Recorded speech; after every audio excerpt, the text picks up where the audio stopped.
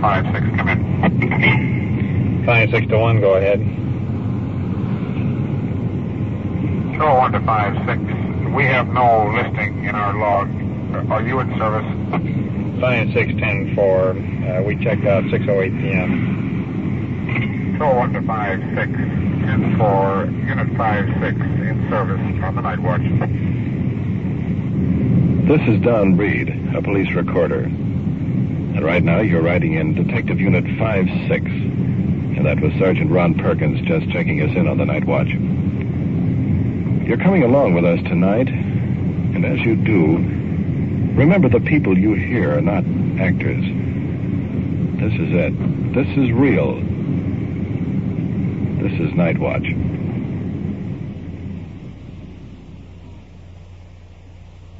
Night Watch, the actual on-the-scene report of your police force in action. There are no actors, there is no script. Every voice, every sound is authentic. The investigations are recorded as they actually occur. Night Watch, presented with the cooperation of the Police Department of Culver City, California, W.N. Hildebrand, Chief. And now we switch you to Detective Unit 5-6 on patrol somewhere in the field, and to police recorder Don Reed. We're southbound on Washington Boulevard, and just a moment ago, we passed a car that was going in the opposite direction. It was attempting to pick up a couple of young girls waiting at a bus stop. As a matter of fact, we're going to flip a U-turn now. Check this out. Just waiting for a spot in the traffic. We've had a couple of serious cases here in the area involving men attempting to pick up women on the streets, so the police units in the area have been alerted. Now, in just a couple of more moments, we should get a shot to make that U-turn. 1, 2, 3 more cars. There goes 1, 2, 3. Now we can go. The cleared shot, heading back.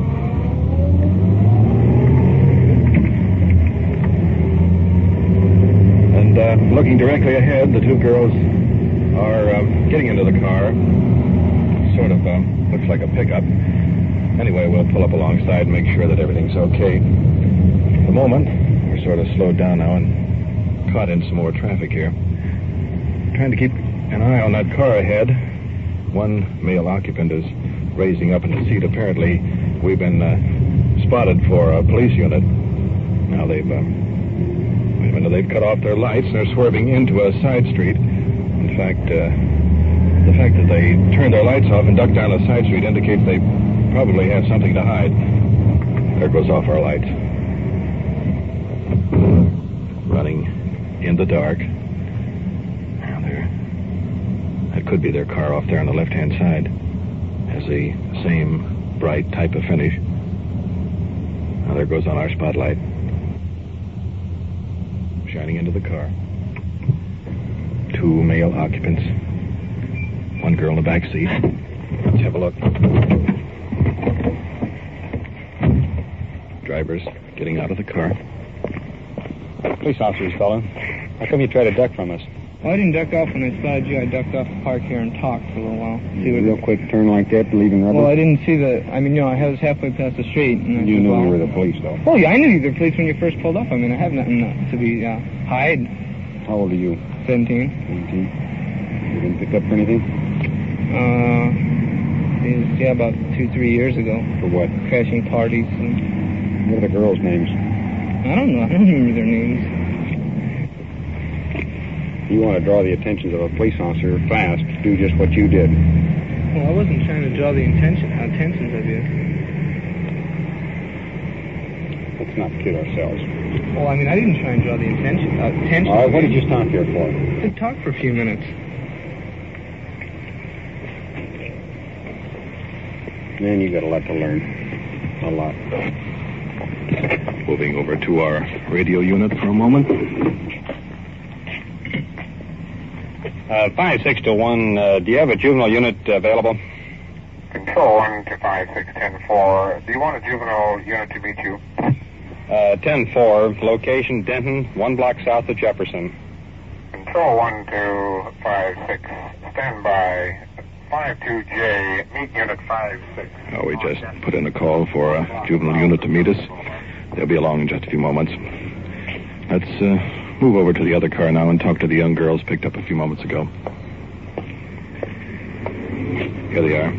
Both young, pretty, nervous, crouched in the back seat. How old are you?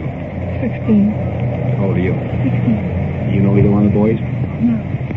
You just get in the car with two strange boys? Have you ever been to the county morgue? Have you ever seen what happens to girls when they get picked up by strangers? No. You're taking an awful chance. Now, you both look like pretty nice girls. I'd hate to go down here and find you in a vacant lot. Where were you going? Home. And you let these fellows talk you into getting in the car? Yes. I think you're very foolish.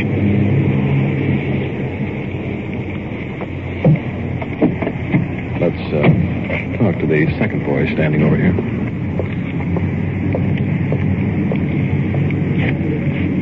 You ever been arrested? No. Nothing at all? No. I run a record check. I'm not going to find anything, huh? Nothing. If I run a record check and find something, then you're going to jail. I ain't got no record. Okay, I'm just telling you, just giving you a fair warning. Archie, you want to keep your eye on him? We're going to check the car out. Over to the car. The girl's still huddled in the back seat. Just a bit frightened at the moment. Throwing the light around.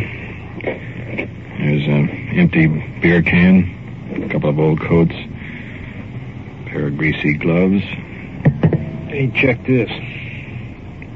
Lead pipe about 18 inches long. There it is. One end. And very conveniently placed right next to the driver's seat. Let's go talk to him. A pretty dangerous weapon. That's been in there for so many months. It's come with the car and I never just decided What is to it? pick them up. You got me what it is. You carry it in a very handy position, right? This is what we consider a deadly weapon. Carrying of it is illegal. Oh, I mean, Jesus, it's just a bar. I mean, That's right, it's just a bar. You have no reason to carry it. It's nothing in no part of your That's car. right. I don't have no reason to carry it, but I mean, That's right. I had all sorts of stuff in the trunk.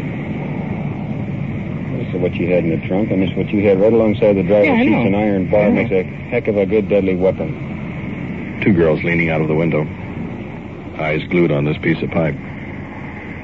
You ever been hit over the head with an iron bar? No. It's a good deadly weapon. Hurts. Whatever he wanted, if he didn't want to give it to him, why, he probably would have taken it by force. Mm-hmm. I'm going to see if the juvenile car is having trouble finding us. Right. Well, how do you girls feel about it now? Scared? Cold? No. Do you always shake when you're not cold? No, just when I'm scared. There's nothing to be scared of now. The juvenile car just moved in here. Let's get over there. Jim, you want to take these fellows on in and run a record check on them? If they check out okay, why, make some FI cards. And, by the way, take this pipe in with you. They won't need it anymore. Let's get in the car, fellas. That FI card, referred to, means field interrogation card. It's held in file for reference in case the two subjects are not formally booked. Let's get back to our girls again.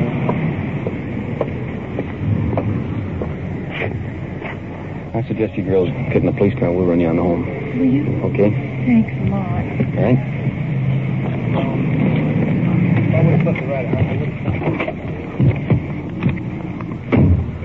The two very pretty youngsters are going to ride in the back seat with us. So next stop, home.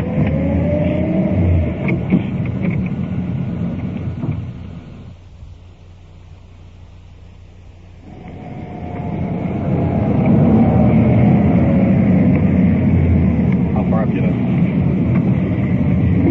Where that light is there on the side of the street. It took us about 5 minutes to get down here to the girls' house. Very convenient. It seems they live next door to each other. We're going on down a few doors beyond so their parents won't see them come home in a police car. Well, do you young ladies think you've learned your lesson? You bet your life we won't do it again. Okay. That's all we want. Okay? Thanks very much. Thanks a lot. You learned your lesson. Yes, I know it. Here's my lesson. I'm so scared you started better. All right. Brian, thanks an awful lot. Okay. Good night. I'll bet that's one experience these kids won't forget. Well, I hope not. Control 1 to motors 22 and 24. No want on your suspect. Local for West LA. Unit 5-6, come in. 5-6, go ahead. Control 1 to 5-6. Attention, Sergeant Perkins. We have a subject here in the Detective Bureau who claims his wife may be insane. Request 1019 for investigation. 10-4, we'll roll right in.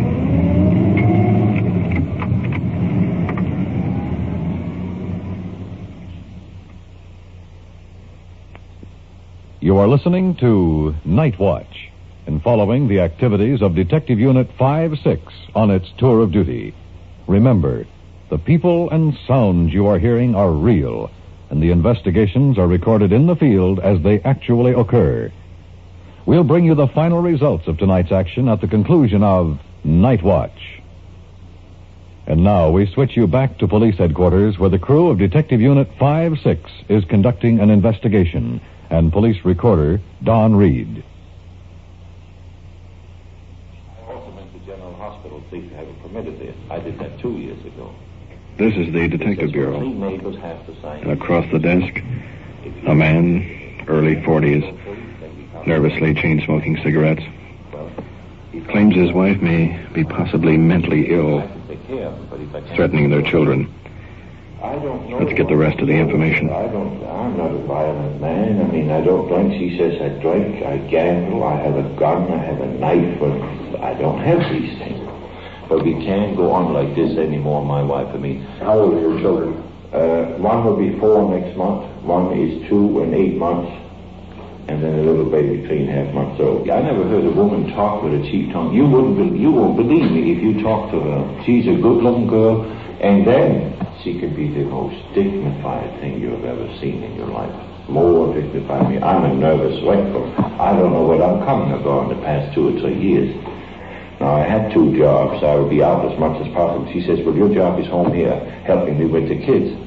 So I gave one up and I helped her with the kids, and I washed diapers. So she says, well, you're just washing the diapers to show off to the neighbors that you're a good man. I have 7 newspaper clippings where a woman her age have killed 2 or 3 children. Then it's too late to come and ask you for help. Now there is a chance to talk to people because someday she's going to do something violent. Maybe I aggravate her, I suppose. I'm an old slob, that she called me 1,000 times. And every time I give her the paycheck, she would go and buy $1 or $2 worth of toys. If it wasn't for the kids, well, I would say to the devil with her. She says, if you don't do what I tell you, I'll drop this baby. She held it like this, but I don't mind telling you, I fell on my knees because I got... I says, tell me what you want. You want this money? What do you want? What is it you want? She says, don't you be like that to me. And then she put the baby down. And whenever she hits, she always holds the baby on the hand. Now, for the protection of the children is really the main thing that I came into. Are you still in love with your wife? Yes, I'm afraid I am. How old is your wife? 30. 30. And I'm 44. In other words, you are still vitally interested in her welfare. Yes, despite the arguments in the background. I wouldn't be happy otherwise. You also are... I would never leave her without sending money because I wouldn't be happy with $2 in my pocket if I didn't send one to her. I see. Do you think that your wife is mentally unbalanced? That is a question that is mighty hard. I think she is at times. Have you ever discussed that with her at all? Yes, she says it's me that is insane. Have you ever asked her if she would be willing to talk to a psychiatrist or a doctor? What did she say? She says I should go. I says I will go. I'll go first. And however, nobody would know what she is like. I couldn't describe it to you. You wouldn't believe it, how violent, how I don't know. Let's recap it just a little bit so that we know exactly what the story is. We're not interested in the past too much because it's a civil nature. We're interested right now in the welfare and safety of both you, your wife, and the children. Well, that's good. And we want to be sure that nothing happens to any one of you. So right now, as I understand it, your problem is that you had an argument with your wife tonight, and you left the house in order to prevent any... Well, she was in bed. She didn't get up. Right. She says, you go and sleep somewhere else. I says, okay, I will. But anyway, what I'm driving at, you did leave. Yeah. And she said she would call the police. That's why I came. Now, I thought you thought it was best to come down and explain the situation to us because you feel that she's going to call us and possibly complain against you. Yeah. See, if I could sit down and talk to her, but you can't do that either. She would not sit down. She said, here's what I thought we would do. We will go down and talk to her. That's good. And she will give you a different story. We'll have her story. Yeah. And the part of the divorce or your living together, that is strictly between the two of you in a civil case. Your own attorneys will have to handle that part of it. Yeah. But as far as the children are concerned or the possibility of any violence, that's where we will step in and help in any way we can. Well, that's all right with me. So if it's agreeable to you, we'll go down and have a talk with her. Good.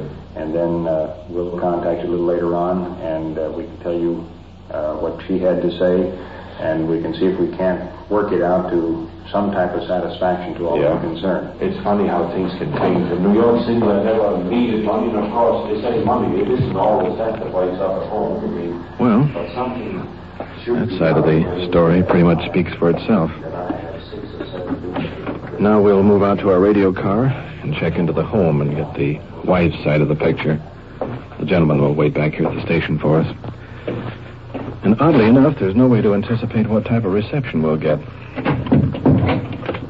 I've seen some that should be violent and turned out to be nothing. And then there's others that should be nothing and turned out to be quite a hassle. Well, we'll know very shortly.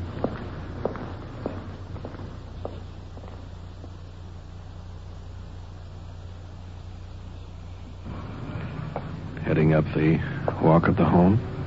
It's a small English-type cottage. Rose-covered fence along the side. Little dog following us, keeping at a safe distance. He's making an awful lot of noise for a little fella. Talk to us. Thanks. Open the door for this. Sure, that's okay. Come alone here, Bill. This is Don Reed and Officer Ward. Oh. Girl. How are you? Come in, will you? Modestly furnished. A tiny baby asleep on the divan. Problems and troubles you're having here with your husband. Oh, I have quite a lot. Can you tell us what this is all about? We've talked to your husband, and now we'd like to talk to you. Well, frankly, we have always had trouble from the beginning of our marriage. And as one child after another came along, there's been more troubles. I frankly say I've never met anybody quite so mean as he has been to me and to the children. We'd like to ask you a little bit about what happened. Your husband came to the station, and I understand that you'd had an argument. We'd had a terrible argument. I'm busy all day, and I haven't had a good night's sleep for many months. He's been doing this for night after night, and he gets up and makes a noise, and we all, my children are in the bedroom there, and just dance around here, and because I get mad too. I admit that. I can't help it. I just got to get some sleep at night. Was there any violence? Did he strike you, or did you Yes, strike he him? always gets hold of me, and he shakes his fist in front of my face, which frightens me. Did he ever actually strike you? Yes, he has struck me many times, but he hasn't lately, so... Have you struck him? No, I've thrown things. You've thrown things? Yes, I couldn't get hold of him to strike him. He has hurled so many insults at me that I just don't care much more now, but I do expect a little respect. Of course, as far as your marriage is concerned, that is a civil matter. Oh, the yes, thing that I we're know. interested in is that neither you get hurt, or your husband, or your children. That's what I want. And now he told us that when we came down to talk to you, to ask you what you wanted, and he would be willing to go by that. I want a fair deal, like any wife does. May I ask you a personal question that Yes, I asked him? certainly. Are you in love with your husband? Yes, I am. Well, now, he said the same thing about you. Oh. Maybe we've got something we can work on that. Well, it sounds ridiculous. I mean, there's always quarrels in the home, especially when there's a new baby. But I have 3 lovely children, and my husband has no respect for me. And without that, a marriage cannot live. I can't have respect for him because he treads all over me. And if I was a woman with money, he would treat me a lot differently. But this business, he doesn't like to give me any money at all for my own little personal needs, but still this business of asking him for $1 or so, it's just what it shouldn't be in a marriage. I've told him he should leave he has a right to leave some money in the house at all times, and he doesn't agree on that. He says it's safe with me.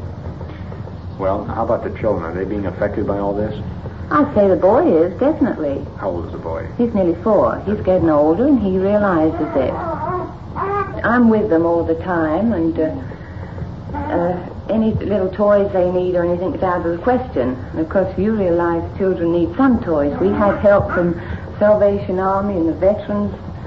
At Christmas time, we've always had charity. And that's another thing. My husband loves to take charity. The more he can take, the more he likes it. I don't agree on that. I say in emergency, yes, but for this business, if I have to buy him a little toy, if he gives me a couple of dollars, I like to buy him a little thing each. Then starts a big quarrel. So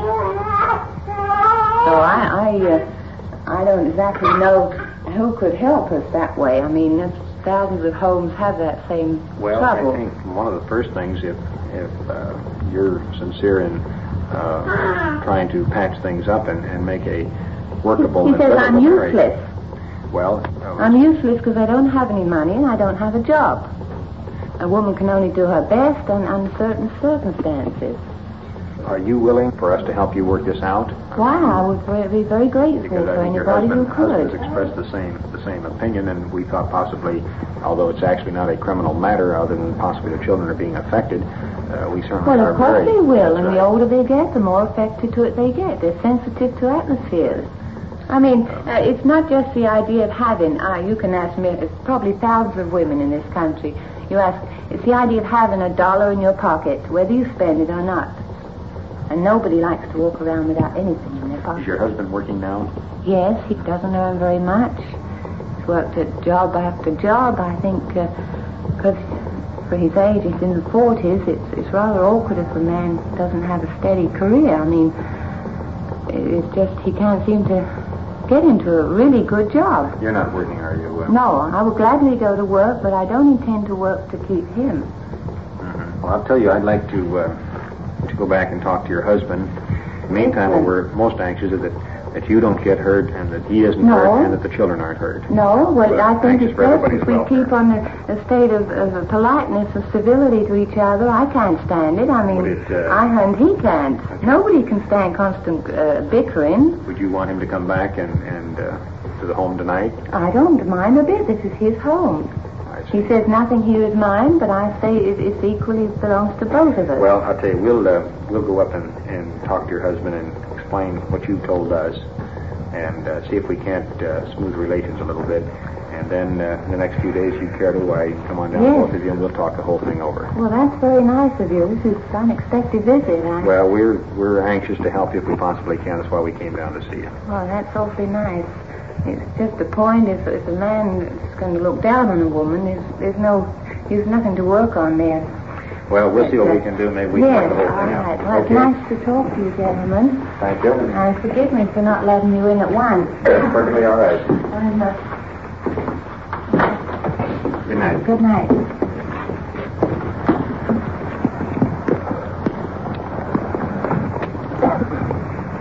Well, as I said before, there's two sides to every story. But I didn't realize how right I was. Let's get back to the station, see if we can get this squared away. Okay.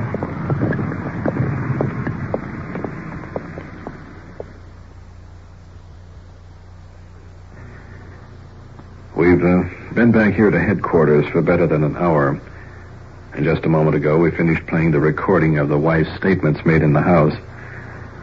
The husband, sitting in front of me, hung on to every word she said, sort of ran the gamut of emotions, as it were. Let's see how he feels about the situation now. I think that's marvelous. I mean, isn't it amazing? When I sit and listen to this statement, I wish I knew a way that I could be better. If it's all my fault, I want to learn. Well, now, can I give you some suggestions? Yeah, you sure can. You heard the tape recording of your wife. Yeah. You told me that you loved her. All right. You heard the tape recording and she said that she loved you. Now, you've got three very nice children. Yeah. And that is one of the most important things to remember. Right. Now, she has agreed to come in here and talk to the juvenile authorities. Good. And we would like to have both of you come in this week. And we can give you some recommendations as to who to see. Yeah. And possibly the fact that you both love each other, and you both are interested in your children, that this thing can work out. I think it can. Yeah. So, shall I? Now, she said that she would like to have you go home there tonight. Yeah. Well, I think you gentlemen ought to be blessed for that, because you have given your time where you didn't have to give it, and I certainly appreciate it, Sergeant Perkins, and you, Mr. Don Lee, because someday, I don't know if you'll ever get through anything like this, it really kills a man. What you have just heard is real. The investigation was recorded as it actually occurred. And now, back to police headquarters and Chief W.N. Hildebrand. Tonight's first case of the two boys picking up girls on the street resulted in their being brought into the station for questioning because of the deadly weapon found in their car. Both boys were cited into juvenile hearing and placed on probation for a period of 6 months. In the final case of the man who requested an investigation of his home conditions, after listening to the recorded statement of his wife, I am advised a reconciliation took place. In the normal conception of police work, to many this case may seem unimportant. To this man, who had no one to turn to, this was a key moment in his life. However, this type of police work done by your law enforcement officers is seldom related or publicized in the newspapers, like the long hours of stakeouts that fail to materialize, the miles of legwork for a single clue. These are a few of the many problems seldom realized by the average citizen. To help bring about this understanding is the reason for Night Watch. Thank you, Chief Hildebrand. You have been following the on-the-scene reports of your police force in action. Every voice, every sound has been real. Night Watch, brought to you through the cooperation of the Police Department of Culver City, California, is produced by Sterling Tracy and Jim Hedlock, with technical advice by Sergeant Ron Perkins, and is described in the field by Police Recorder Don Reed.